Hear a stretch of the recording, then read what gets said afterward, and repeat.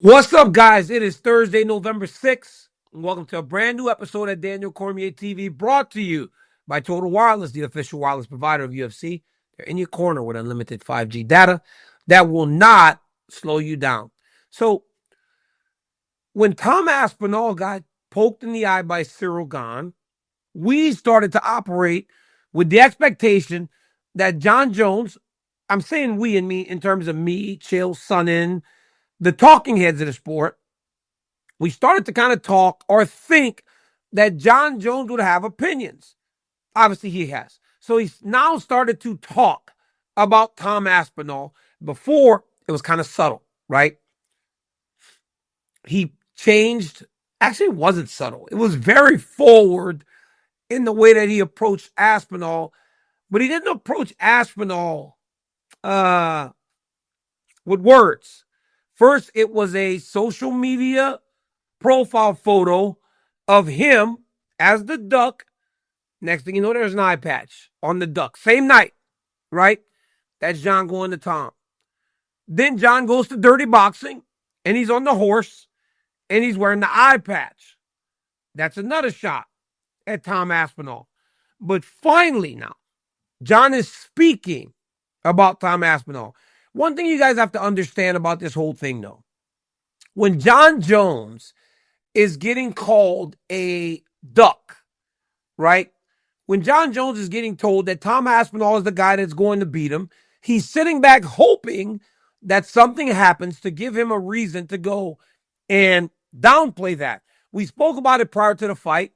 I told you guys if Ciryl Gane won, Jon would constantly go, that's the guy he thought was going to beat me. I don't know that finish isn't more satisfying to a guy like Jones, because now he can almost guess what would have happened, even if that might not be true. Tom Aspinall, make no mistake about it, Ciryl Gane was finding a lot of success in round one, more than many people thought that he was going to. But Ciryl could have either continued to build, or Tom could have completely settled himself and turned that around. Guys, that was a 4-minute round of a fight. That's it. They did not fight a long fight to really form an opinion. You couldn't really form an opinion as strongly as so many have. I think the reason they formed an opinion in the strong way that they did, because they'd never seen Tom struggle at all. But I told you before the fight, this was easily going to be the hardest thing he'd ever done. Anyhow, Jones now is saying that Tom Aspinall isn't who you or we all said that he is. He was speaking, Luis, who was he talking to? He was talking to the No Scripts podcast, and he said, hey, Tom is a bit of a one-trick pony. He's a great athlete, but I think he's a one-trick pony. I believe his wrestling and his jiu-jitsu are incredibly overrated. He has a beautiful 1-2 combination. I got to learn a lot about his patterns in his last fight. That's really about it. That's the one thing that he's setting up real nice. He couldn't touch Ciryl Gane. That's the way that I felt. And there's a lot in there, right? Look, guys, Tom Aspinall does have a great 1-2. Tom Aspinall's 1-2 is the combination that he has finished all those fights with. It's not, Tom's not hitting guys with left hooks. He's not hitting them with uppercuts. He's throwing a 1-2, but he's so fast and he sets it up so well with his footwork and ability that most of these heavyweights can't see it, and they can't time it enough to either counter it or just avoid it. They get hit, and Tom hits so hard that he knocks people out with it. Jones said in that fight, he was able to pick up on a lot of his patterns. Again, guys, it was 4 minutes. It's 4 minutes. We don't know what the next 21 minutes would have looked like. We just don't. We just don't. But we as fighters, when we are watching someone that's a potential opponent or someone that becomes your opponent, you look for holes. You don't give them credit for the things that they do. And that's why I feel that the moment I started doing television in 2012, and I was tasked with calling these guys fights and working at the desk and trying to be as neutral as I possibly could, I became a better fighter. Because I was calling Volkan Ozdemir's very first fight when he got into the UFC, and I think he fought OSP. I called that fight. So I'm watching this young kid, right, that's doing all these things well, and I was like giving him credit for doing those things well. So when he became my opponent later, I still had to recall the credit I gave him for the things that he did well, instead of watching that same fight and finding only holes in his game, because those aren't real. They're not real. But that's what Jones is doing. Jones is watching Aspinall only as a potential opponent. So in that, he's going, well, that's bad. And this is bad.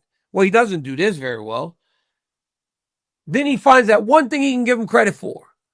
But everything else sucks, right? The jiu-jitsu sucks. The wrestling sucks. There's a good one, too. It's hard because he can't turn that off. He can't turn off that one day he may fight Tom Aspinall. But you have to look at it with a clear mind. But again, commentary taught me that, not me, the fighter, because I could never give guys credit before I started calling their fights. I called Anthony Johnson's last fight against Alexander Gustafsson before we fought for the title. And I remember being so impressed when he beat him. And I remember watching him beat Phil Davis and going, wow, Anthony's gotten so much better. He does this well. He does this well. He does this well. So when I got in the octagon, I'm like, well, I got to avoid this, this, and this because I know how good he is at it. Maybe Tom Aspinall isn't what Jon built him up to be in his mind prior to that fight, but I don't know that we saw enough to form an opinion of his overall game in 4 minutes. It's just the truth. It's just the truth. Jones then went on to say, let me see here, I'm trying to find it. He said he couldn't touch Ciryl at all. That's the way I felt. I felt Gane was getting warmed up. His hands were down. He was shaking his shoulders. He was bouncing around, touching him. He was so comfortable. That all is true. That's all true. I thought Ciryl looked really good. He's bouncing. He's moving. He looked like he was gaining in confidence. But are we ready to say that was going to happen for 25 minutes? Ciryl Gane's a big guy. To be able to move like that for 25 minutes is hard. Maybe he could. We've seen him do it at times. He was going to be pressed. But I don't know that we saw enough to form that strong an opinion. Or maybe I'm just hating on Jones. I don't know. But I need you guys to help me with it. So in those comments, let me know. Is Jon Jones being a little bit too harsh? Like, can we really form that strong an opinion based on 4 minutes? Does Tom Aspinall not deserve a little grace? And are we reacting only in this way because we've never seen him struggle at all? And also, how much could you struggle in 4 minutes? He had a bloody nose. I think because he had that bloody nose, it made people feel, oh my God, this dude's in trouble. But again, there's still 21 minutes left in the fight. I watched Khabib Nurmagomedov lose a round to Justin Gaethje and end up submitting him afterwards and overtaking the fight. A lot can change between minute 4 and minute 7, 9, 15, 21, all the way to 25. You guys get the point. Can we make that strong an opinion of that fight based on 4 minutes? All right. You guys let me know. Let me know in those comments. Let's get that debate going on that. Until next time, guys, like, subscribe, and tell your friends about my YouTube channel. Peace. All right, guys. Today's show is brought to you by our new sponsor, Hard Rock Bet. Hard Rock Bet is a top-rated sportsbook app. It might just take the belt from any other sportsbook app that you use. once you open it up and you see it for yourself. And guys, if you haven't tried your first bet on Hard Rock Bet, there's still time for you to get $150 in bonus bets if you win. So place a $5 bet. If that bet hits, you not only get your winnings, but you get $150 in bonus bets right away. Guys, today is a great day to try the Hard Rock Bet Sports app. So it's not just the welcome offer. You can get bonus bets, you can get parlay insurance, and other rewards. The rewards and the promos are nonstop. So download the Hard Rock Bet app and make your first deposit today.